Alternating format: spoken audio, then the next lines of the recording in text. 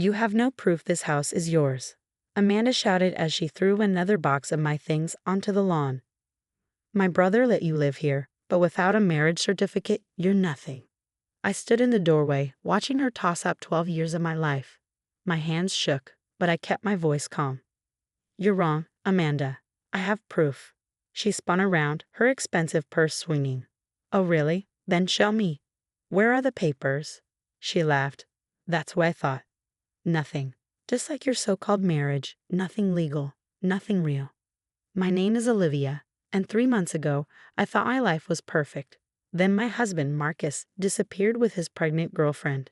He left only a text. No marriage registration means no divorce. You keep your job, I keep everything else. But Marcus had no idea what this house really held. Amanda walked around like she already owned the place, her heels clicking on the hardwood floors. I'm actually doing you a favor. Marcus wants his girlfriend to move in next week. You should leave while you still have some dignity. I glanced at the old clock in the corner. My grandfather had built this house himself, and before he died, he had told me something odd. Never move that clock. It holds more than just time. I stepped toward it. Actually, there's something you should see. Amanda sighed. Another worthless old thing? Give it up, Olivia. This house belongs to Marcus now. I ran my fingers along the clock's frame. My grandfather had a habit of hiding important things in strange places. Amanda frowned. What are you talking about? I opened the glass door and reached inside. Feeling for a small hidden latch, I pressed it. Click. A secret compartment popped open. Amanda's face turned pale as I pulled out a yellowed envelope. What's that? I smiled. The original deed to the house, dated 1962. Along with my grandfather's will, he left everything to me, his only grandchild. All legally notarized and filed with the county.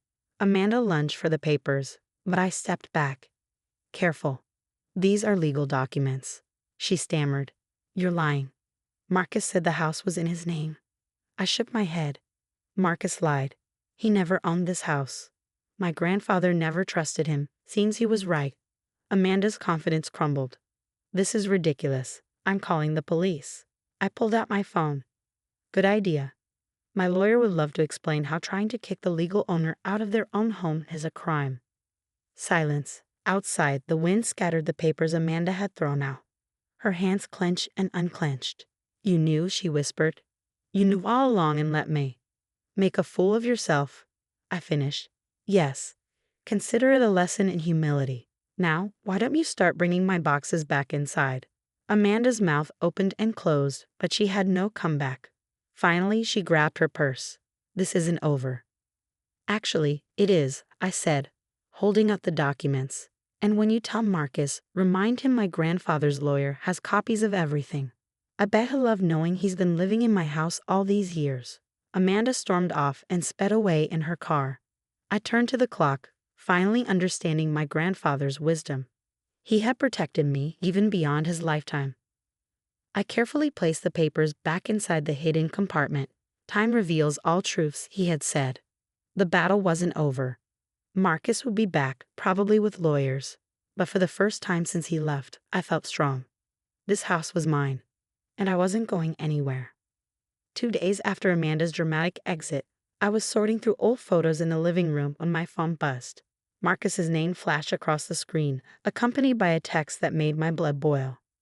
Amanda told me about your little stunt with the clock. Nice try, but fake papers won't hold up in court. Lisa and I will be moving in next week. Don't make this harder than it needs to be. I glanced at the clock, its steady ticking a reminder of everything still hidden inside. Poor Marcus, always so confident, always so wrong. Before I could respond, another text came through. My lawyer will contact you. Be smart about this, Olivia. I smiled, remembering the other envelope still tucked away in the clock's secret compartment. Grandfather hadn't just left me property deeds, he'd left me insurance. The doorbell rang, and through the window, I saw Marcus strutting up the walkway, Lisa trailing behind him. She couldn't have been more than 25, her baby bump visible under her tight dress. My heart twisted, but not from jealousy. They had no idea what was coming. Olivia, Marcus said as I opened the door, trying to sound authoritative. We need to talk. I leaned against the doorframe, blocking their entry. About what? How you abandoned our 12-year relationship with a text message, or about how you sent your sister to do your dirty work? Lisa stepped forward, her hand protectively over her stomach. Look, we don't want any drama. Just accept that it's over and leave. That's right, Marcus added, pulling out some papers. My lawyer drew these up. Sign them, and we'll let you take your personal belongings. I took the papers, pretending to read them. Let me? That's interesting, considering this is my house. Marcus laughed, but I caught the nervous edge in it. Amanda mentioned you'd found some old papers. They're probably not even real. This house has been in my family's name for years. Has it? I walked to the clock, feeling their eyes follow me. Would you like to know what else my grandfather left in here besides the deed? More fake documents. Marcus scoffed, but he stepped closer, curiosity getting the better of him. I opened the clock's hidden compartment again, this time removing a different envelope. Actually, these are bank statements, from an account you opened 3 years ago. The color drained from Marcus's face. Lisa looked between us, confused. An account, I continued, where you've been transferring company funds. Money that isn't yours to take. My grandfather was a founding board member of that company, remember? He kept tabs on everything, even after retirement. You're bluffing, Marcus whispered, but his hands had started to shake. Am I? I pulled out the statements. Want to explain these transfers to your boss, or should I? I'm sure the board would be very interested in where their money's been going. Lisa stepped back, her expression changing. Marcus, what is she talking about? Nothing, he snapped. She's making things up. Oh, and Lisa, I added, pulling out another paper. You might want to ask him about his other girlfriend in Sacramento. The one he visits on his business trips. My grandfather had friends everywhere, including private investigators. The silence that followed was deafening. Lisa's face had gone from confused to horrified. Other girlfriend? Marcus? What? She's lying, Marcus shouted, but the panic in his voice gave him away. The proof is all here, I said calmly. Every transaction, every hotel receipt, every secret meeting. My grandfather knew you'd show your true colors eventually. He just wanted to make sure I was protected when you did. Lisa backed away toward the door, tears streaming down her face. You told me I was special, that Olivia was the only other woman you'd ever been with. Lisa, wait. Marcus called after her, but she was already running to her car. He turned back to me, fury and fear battling in his expression. You've ruined everything. No, Marcus, you did that all on your own. Now, about those papers you wanted me to sign. I ripped them in half, letting the pieces flutter to the floor. I think we're done here. Unless you'd like me to share these documents with the company board? Marcus stared at me for a long moment, defeat finally registering in his eyes. Without another word, he turned and stormed out, slamming the door behind him. I returned the documents to their hiding place in the clock, my hands trembling slightly. The ticking seemed louder now, like a heartbeat, strong and steady. My phone buzzed again. A text from Lisa. I'm so sorry, I had no idea about any of it. I didn't respond. Her awakening wasn't my responsibility. Instead, I sat in my grandfather's old armchair, looking at the clock that had protected me when I needed it most. Time reveals all truths, I whispered, remembering his words. The old clock had revealed more than just property rights. It had exposed the true nature of the man I'd almost spent my life with. The sun was setting outside, casting long shadows through the windows. Somewhere in a city, Marcus was probably scrambling to cover his tracks, and Lisa was facing her own harsh realities.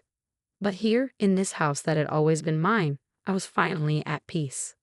The clock kept ticking, steady and sure, guarding whatever other secrets my grandfather might have left behind.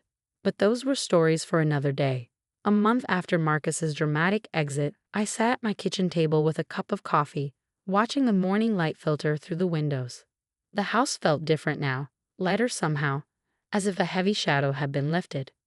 My phone lit up with a message from my grandfather's old friend and lawyer, Tom Harrison. Just thought you'd want to know. Marcus resigned from the company yesterday. Seems he's taking a job out of state. Your grandfather would be proud of how you handled everything. I smiled, remembering how Marcus had tried to contact me several times over the past weeks, his messages shifting from threats to desperate pleas. Each time, I'd simply send him photos of the banking documents until finally he understood there was no way out. The doorbell rang, interrupting my thoughts. To my surprise, Amanda stood on my porch, looking very different from the last time I'd seen her. Gone was the designer outfit and superior attitude. Instead, she seemed smaller, almost apologetic. "Can we talk?" she asked quietly. I considered closing the door, but something in her expression made me pause. 5 minutes. She followed me into the living room, her eyes immediately going to the clock. "I owe you an apology," she began, twisting her hands nervously. "I was horrible to you, and I believed everything Marcus told me without question." "Yes, you were, and yes, you did," I agreed, watching her carefully. "I didn't know," she continued, "about the money he was stealing, or about his other girlfriends. When Lisa told me everything." She trailed off, shaking her head. I felt so stupid. The clock ticked steadily in the background as I considered her words. "Your brother made fools of a lot of people," I said finally. "But you chose to be cruel. That was your decision." "I know," she whispered, "and I'm truly sorry. I always thought you weren't good enough for our family. Now I realize we weren't good enough for you." I let her words hang in the air for a moment, remembering all the small cruelties, the dismissive comments, the ways she tried to make me feel less than. But I also remembered my grandfather's words about forgiveness being a choice we make for ourselves, not others. "Thank you for the apology," I said finally. "I appreciate you coming here to say it in person." Amanda nodded, then reached into her bag. "I found these while helping Marcus pack," she said, pulling out a stack of old photos. "They're of you and your grandfather from when you were little. I thought you might want them." My heart caught as I looked at the familiar images, my grandfather and me working on the house together, planting the garden, him teaching me about the clock. In every photo, his eyes held that special twinkle, as if he knew something the rest of the world didn't. "He was an amazing man," Amanda said softly. "I wish I'd taken the time to know him better." As she left, I placed the photos on the mantel beside the clock. Its steady ticking had become a comfort now, a reminder that time indeed reveals all truths, but it also heals all wounds. Later that evening, as I sat in my grandfather's old chair, I opened the clock one last time. Behind the compartment holding the deeds and bank statements, I found one final envelope I hadn't noticed before. Inside was a letter, written in my grandfather's familiar handwriting. "My dearest Olivia, if you're reading this, it means you've discovered what the clock holds and you've needed its protection. I'm sorry you had to face such difficulties, but I'm proud of the strength I know you've shown. Remember, a house is more than just walls and deeds. It's a home for your spirit, a shelter for your dreams. I built this place not just with lumber and nails, but with love and hope for the future, your future. The clock will always keep time for you, marking not just hours and minutes, but moments of courage, growth, and truth.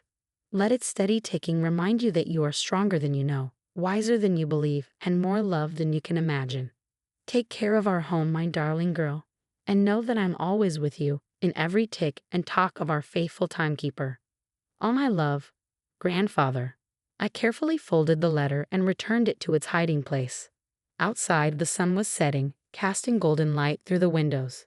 The house felt alive with memories, not just of the recent drama, but of all the love and wisdom my grandfather had built into its very foundation. The clock kept its steady rhythm, marking not just the end of one chapter, but the beginning of another. My chapter, in my home, on my terms. Time, as my grandfather always said, reveals all truths. But sometimes, if we're lucky, it also reveals exactly who we were meant to be all along.